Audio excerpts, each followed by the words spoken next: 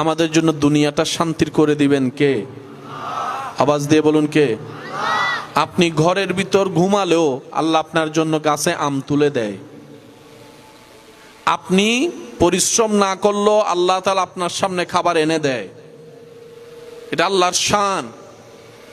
আল্লাহ কখনো কাউকে রহমত থেকে মাহরুম করে না। এমনকি ফেরাউনের মতো বাটপারকেও আল্লাহ তাআলা ফিরে আসার জন্য সুযোগ দিয়েছিলেন।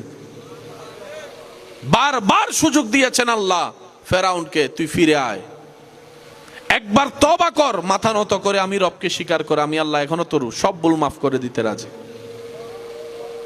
হাজার হাজার সুযোগ পাওয়ার পরও আপনি আমি যদি কাজে লাগাতে না পারি, বিশ্বাস করেন এর চাইতে বড় ব্যর্থতা এবং আফসোস পৃথিবীতে আর কিচ্ছু হতে পারে?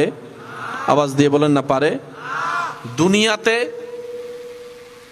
আপনি যত দিকে তাকাবেন আপনার রবের রহমত আপনি দেখতে পাবেন। এই রহমত দেখার জন্য এই চোখের দরকার হয় না, সুন্দর একটা মনের ভালোবাসার অনুভূতির দরকার।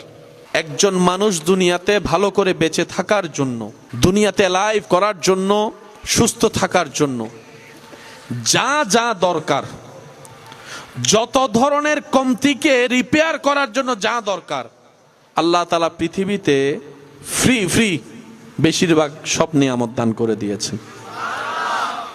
গ্রাম অঞ্চলে মানুষের ঘরের পিছনে যে কচু শাক, যেটাকে মানুষ 2 পয়সার গুরুত্ব দেয় না, সেটাও দেখা যায় বিজ্ঞানের গবেষণায় শরীরের জন্য অনেক উপকারী। সুবহানাল্লাহ, একটু জোরে বলি, আর একটু জোরে বলি। যতই আপনি যাই খান না কেন, শাক সবজির সাথে তুলনা দিয়ে টক্কর দিয়ে জিতার মতো খাবার পৃথিবীতে আর নাই, যেটা মাটির থেকে ওঠে। সুবহানাল্লাহ। আল্লাহ তাআলা বলে, বান্দা তোকে যেহেতু আমি বানিয়েছি, আমি পাঠিয়েছি তোর যত্ন নেওয়ার জন্য, তোকে ভালো রাখার জন্য, যত ধরনের দরকার আমি আল্লাহ সবকিছু এই পৃথিবীর মধ্যে সৃষ্টি করে দিয়েছি। বলেন না সুবহানাল্লাহ। রব্বুল আলামিন যখন যে পরিস্থিতিতে রাখেন, যে পরিবেশে রাখেন, আপত্তি না জানিয়ে খুশি মনে আলহামদুলিল্লাহ বলে গ্রহণ করাটাই হচ্ছে বুদ্ধিমানের কাজ।